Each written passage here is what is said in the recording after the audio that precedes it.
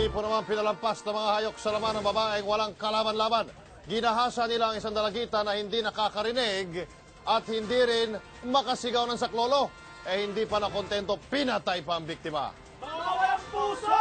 Ngayon po, himas rea sa tatlong kalakira suspect. Kaya lang, nakatakas ang itinuturong mastermind sa krimen. Hindi akalain ni Aling Bernadette Gano na paglalamayan nila ang dalagitang anak na dumalo lang sa isang piyesta noong Sabado. Miyerkules sa matagpuan ng 17 anyos sa Sierra May sa isang bakanting lote.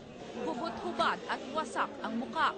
Base sa investigasyon, posibleng ginahasa si Sierra May ng isang grupo ng mga lalaki sa pinuntahang sayawan sa barangay Basak sa Lapu-Lapu, Cebu. Matapos pagsamantalahan, dinaganan pa raw ng bato sa ulo si Sierra May hanggang mamatay. Ang biktimang si Sierra May, isang pipi at bingi. Pasensya sana sila sa kanilang ginawa dahil sobra pa sa demonyo ang kanilang ginawa sa aking anak.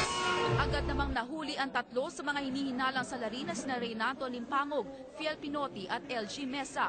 Pero ang itinuturong mastermind na si Julius de Guzman pinaghahanap pa rin.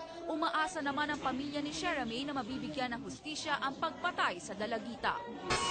Aking tanging hiling, hustisya lang. Sinampaan na ng kasong murder at rape ang mga nahuling suspect.